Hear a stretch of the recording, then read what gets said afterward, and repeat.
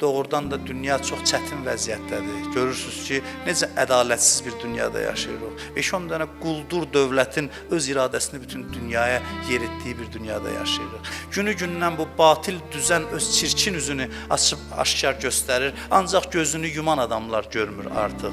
Bu düzən bütün çirkabını üzə çıxardıb və bizə müjdə veriblər ki, dünyanın sonuna bir gün qalsa belə Allah o günü o qədər uzadar ki, Peyğəmbərin sonuncu övladı zuhur eləsin və bu bir real tarixi prosesin real sonluğudur.